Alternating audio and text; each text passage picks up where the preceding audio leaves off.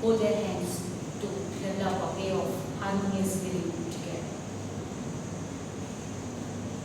Joseph Marshall has said, life is a circle. When the one end of the circle is the beginning of another life, another circle. So when I hold hands of families in business, I saw Meeta of 25 years ago. Meeta and Papa could not resolve their differences.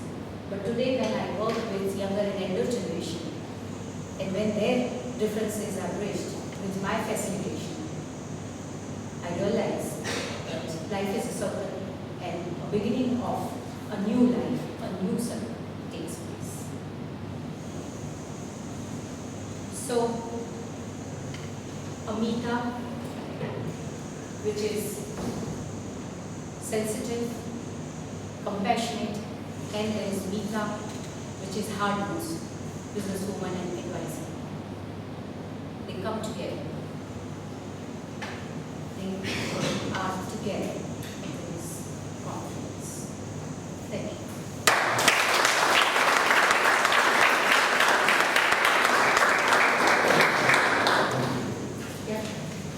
As she has attempted P1, as per the Toastmasters tradition, we will give her a time over.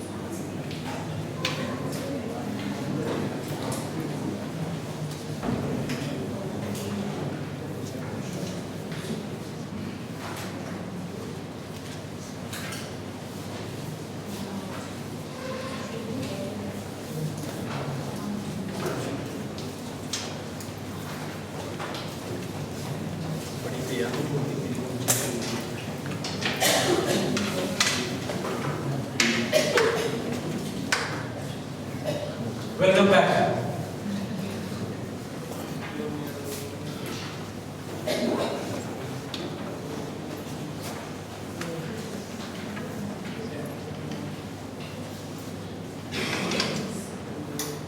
We talked about intrinsic ways of generating those three chemicals in your body. Before moving on to the next one, I would request you to give the feedback slip. Fill in the feedback slip for next 30 seconds.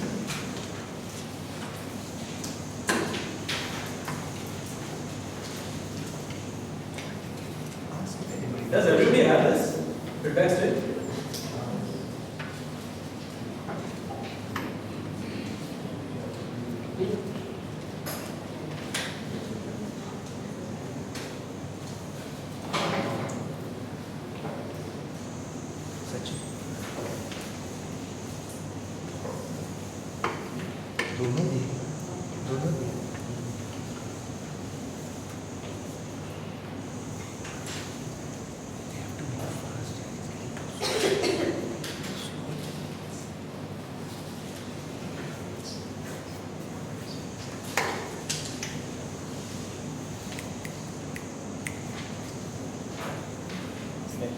So the next one is about extrinsic ways of generating these chemicals. There is a guy whose name I cannot pronounce. His name is Mihani and the last name starts with C. He has written a groundbreaking book called Flow. You heard of the book Flow? Anybody here? F-N-O-W, yes. So he describes the phenomenon of flow as a state which we achieve from time to time. So there are three different ways in which you are engaged with your work or your life, right? One is when you don't have enough challenges, there is boredom. When you have too many challenges, there is overwhelmment. And when you have right amount of challenge and right amount of engagement, you are actually in the flow. You don't remember what is the time, you're never hungry, you don't think about water. That state here it describes as flow. So from time to time we assume this state. Has anybody noticed that state while watching a good movie, while reading a good book, or some other activity? Might be playing cricket or whatever. So that state is actually very reproducible in your life by varying these few parameters which it talks about. So that is a focus on extrinsic. And there is a third party which thinks about in combination of these two, intrinsic as well as extrinsic. One of them is Michael O'Neill. He's written few books. I think one book on happiness he has written is Feel Happy Now. He has his own success formula.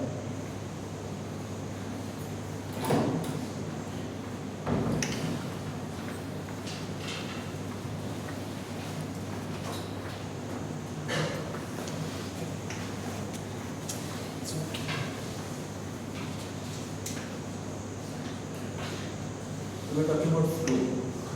Yeah, that's exactly So let's move on to the next one. So the third category or third school of thoughts is about a combination of intrinsic as well as extrinsic.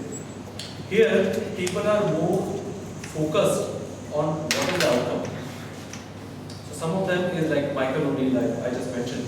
He talks about his own success formula of involving emotional, moral and judgmental values to get to happiness. The second one is very interesting. Martin Seligman. Anybody heard of Martin Seligman? He is known as father of positive psychology.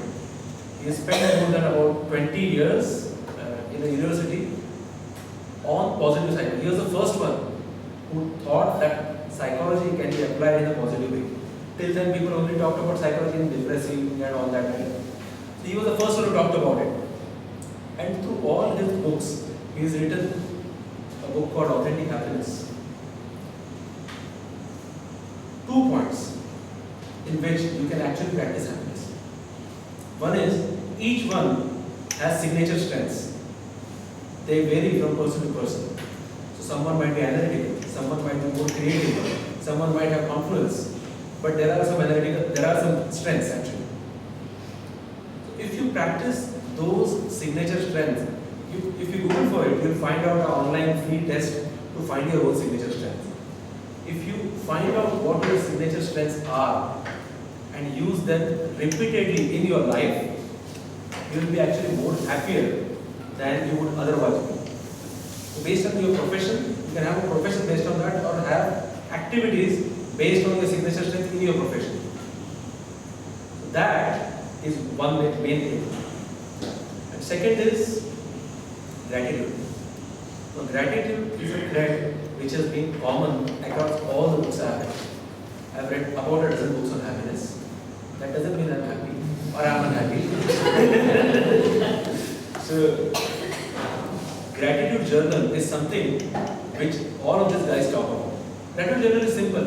I think he had covered it when the theme was gratitude. Right? Yes. So having good things in your life listed down every day, either at the start of the day or end of the day or both. Many people have a combination of that. Some have it in lunchtime as well. So it doesn't matter. But if you have that listed on a consistent basis, you will start seeing shifts in your life. Now don't go into why, how, and it works. I've tried it out. You can try it out. If it doesn't work, give it up. As simple as that. Right? Because we are talking about the hybrid category. What doesn't work, just give it up. Martin Seligman. So if you see, he has got a lot of stuff on positive psychology. And there is third one, Marcy Shimoff. She's written a book, a very beautiful book, called Happy for No Reason. So that itself throws you off. She defines a continuum of happiness. So unhappy, happy for bad reason, happy for good reason, happy for no reason. Think about it. If you consistently are in that part, how would life be? Again, she talks about gratitude generally. She also talks about rewarding ourselves from time to time. We will get into details later on. We have some. So I would like to invite the next speaker, who is attending his P2. I would request Toastmasters let the deliver objectives. The speaker is attempting project 2. The objectives are: select an appropriate outline which allows listeners to follow and understand your speech. Make your message clear with supporting material directly contributing to that message. Use appropriate transitions when moving from one idea to another. Create a strong opening and conclusion. Time 5 to 7 minutes. All the best.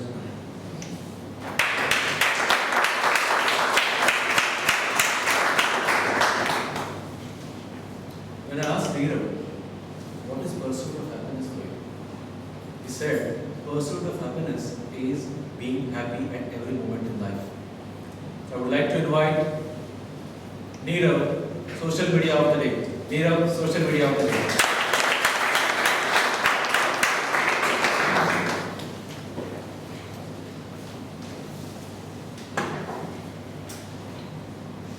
Whenever I shout "Ab ki baar," my 3-year-old daughter replies "Modi Sarkar." So, fellow Toastmasters and guests, this is the impact of modern social media on our day-to-day life. The election campaign of BJP government has already demonstrated us what is the power of social media. So, what is social media? Any guesses? So, it comprises of how many things? Facebook, Twitter, WhatsApp, LinkedIn. We already had one small session earlier in the day by Manish, what is social media. So, people say Facebook is a mirror and Twitter is a megaphone because it conveys your inner thoughts to the outer world. In our process to demonstrate an ideal image, sometimes we camouflage our real self, but at least in the process we realize what are the areas for self-development. In our school days, we had heard geography has become history because of advancement in the means of communication. Now, social media defies one more such rule. It says history is also history. Because now we can peep into our past life and find our old friends through social media. We can always find our school friends now through Facebook. We credit this achievement to development in the technological field and some visionaries who created social media platforms. The social media revolution is reaching at its peak, and it is time for us to look back and take a stock of where we are heading. Like every coin is two sides, so does social media usage. So let us see how social media can be useful and how it can be devastating. There was a theft in one flat recently, and the reason was the owner had gone to Singapore. Did you understand? The reason is owner had gone to Singapore. Then why was there a theft? Because an opportunist watchman read the WhatsApp status of that person that is going to Singapore. We also seen arrest of a person because of exceeding the freedom of speech on the Facebook and political agitation which followed such posts. Recently there was a hacking of Twitter handle of a leading politician, and we all know what was the result. So it is time for us to be cautious. As we say, rains are most useful. At the same time, excessive rain can be devastating. So it is time for us to be cautious. One more reason, HR people also pays a lot of attention on your social media activity while recruiting a person. So definitely it is useful for us to be cautious. We have already seen developed economies like USA reducing the usage of Facebook. They say it is invasion on their privacy because of unmanageable number of friends. So we have to be carefully accepting friends' requests. Was it the reason why Facebook CEO came to India to protect its largest and fastest growing market? Should we now not follow USA as we always aspire to do by reducing this activity? It's something which we need to think about. So we have seen one side of the coin. What could be negative effects of using social media excessively? Now let's see the other side of the coin.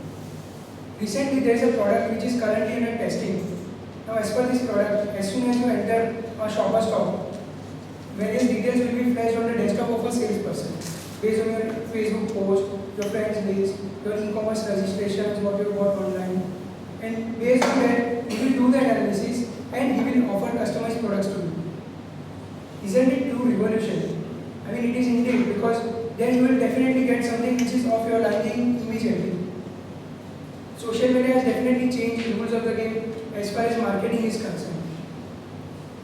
So this is one advantage of social media. This apart, we have also seen social media effectively used against political agitation and corruption and other malpractices. So Delhi rape victim case was definitely one more such example. So social media can be useful if it is used in the right direction. So now we have seen both the sides of the coin. So what is our conclusion? Something doable, undoable. So let me share my own example. Recently my daughter complained to my mom that I always play on my mobile and don't play with her. This was really an eye-opener. And from that day onwards I decided to reduce usage of social media. Friends, over a period, Orkut gave place to Facebook. And who knows, Google Plus might soon replace Facebook. But one thing is going to remain constant, and that is your family and close friends. So do spend quality time with them. And let me assure you, there is no moment which is as jubilant as this. So what is the final conclusion? Social media is now part of our life, but there is a life beyond that as well. Over to you, fellow Toastmasters.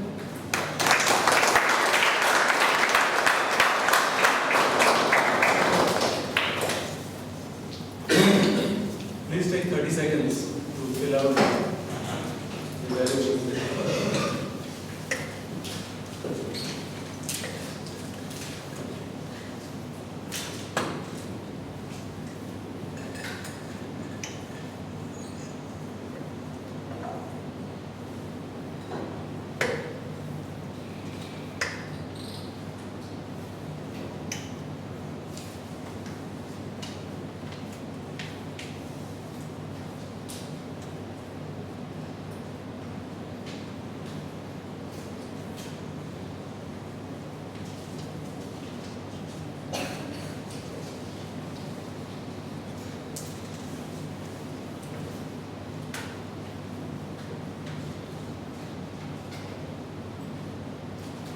Next speaker.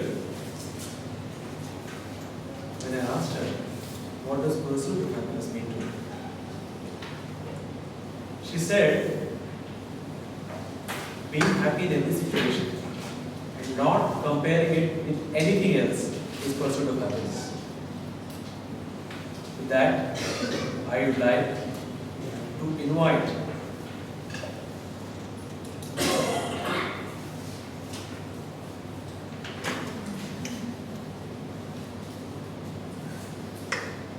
I just want to see how we make this session more jubilant. But I don't see that happening. That's why I'm making a pregnant pause, if I may say. Toastmaster for you to read out the objectives. The speaker is attempting project 5 from Computer Communication Manual. The objectives are use stance, movement, gestures, facial expressions, and eye contact to express your message and achieve your speech purpose. Make your body language smooth and natural. Time allotted is 5 to 7 minutes.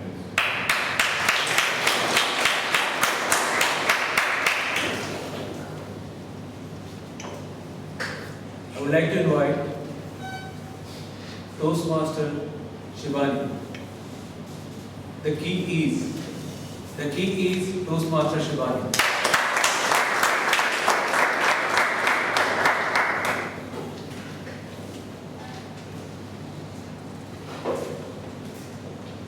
They say, key to success is in our hand and key to driving. Toastmaster of the day, fellow Toastmasters and guests. Can you imagine what it likes to be a Mumbai girl from middle class who wanted to learn how to ride a bicycle? Yeah, there were two ways. Either you can do some chores for your friends and get them loan their bicycle for 2 minutes or hire a bicycle. And if your fate too was middle class, and believe me, it was, then what you got on hire was a tall bicycle for boys. Once you hired it, then starts the order. You have to drag that thing to your society, hoping that someone will help you in that balancing act. But soon you realized that everyone opted out and you are left alone to balance. So you start the act of convincing, asking, but mostly pleading with everyone to help you balance. But what if I was slim or trim like I am now? I'm sure you too would have lent your hand to hold the bicycle when I tried to ride it. And what if I would have had the persuasive skills? I'm sure Toastmasters would have never included persuasive speeches in their advanced skills. Anyway, getting back to my past, my middle class past. Once upon a time, in last century, bikes were hired on hourly or half-hourly basis. And that too depended on the budget you have. And usually, my budget too was middle class. In that middle class situation, I was once again left alone to balance. As many would know, that in middle class, there are no blockbuster movies. So like any other art movie, I too never got success. That is, I never learned how to ride a bicycle. In college, my friend and I used to dream about learning to ride a motorbike. And the only thing we did is to dream. While eating pizza, bought for a rupee as an evening snack, we dreamed that we are riding a bike and going places. We rode on that imagination till we got to the last peanut, which is usually a stone. So we stopped doing that. When we entered our 30s, eating peanuts, too many spoons. As for driving, we got serious. We searched and we got the information that a lady teaches a two-wheeler driving. Yes! In that enthusiasm, we called her and invited her to give us training in Mahi. And with the same enthusiasm, she replied, but our determined young minds decided that we must learn how to ride two-wheeler. So, on next Saturday, we met her and enrolled for our training. I still remember, it was 7 in the morning when we reached Thane, a very known place, mental hospital. I mean, adjacent to mental hospital. The lady was in awe. And she heard we traveled all the way from Mani. She told every student that day and reminded every day that these girls are coming from town. We took those trainings on every weekend for next 2 to 3 months. Sometimes taking 2 sessions of 2 hours each. Don't ask me how we sat, but we did it. From slow driving or walking the bike at a lower speed, to circling the traffic island, to crossing the road, main road, to driving on the slope, we learned all the things from this amazing lady. Today, I try to break my own records, like driving on the highway or going long distance, even though I know 15 or 25 kilometers cannot be termed as long.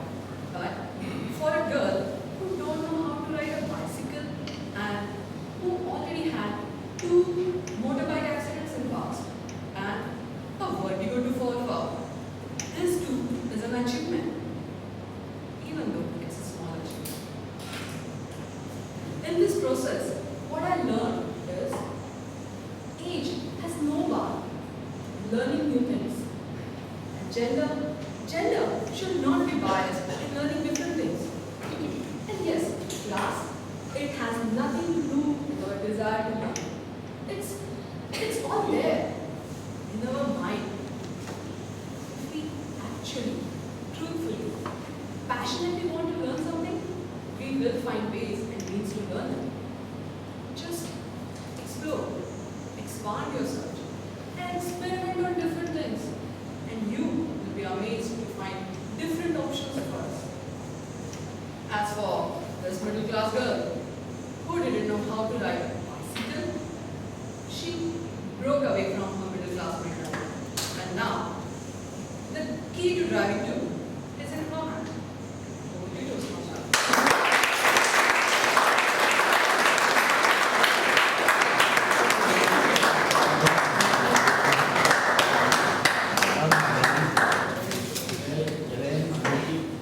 Please take 30 seconds to fill out the evaluation.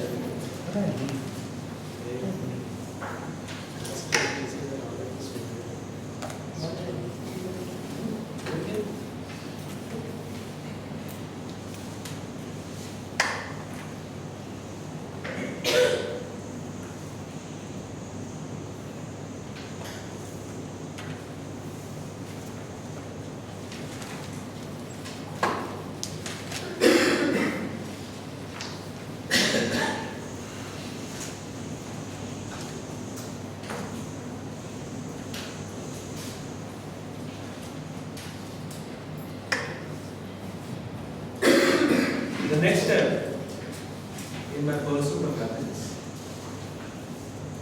After having read so many books, I realized that I'm always looking for the next book to read on the same subject. I saw one more stream, which is an inquiry-based stream into happiness. You must have heard about, I don't know if you have, Bruce D. Marsigo, the father of options method, which is a 4 or 5 question based inquiry which will allow you or which will set you free as what they say. Second method is by Byron Katie. She has written a beautiful book, Loving What Is. 4 questions and you can answer you can have happiness in any situation. Try that out. It's an inquiry based process. Can you repeat that? Loving What Is. The author is Byron Katie. Byronkatie.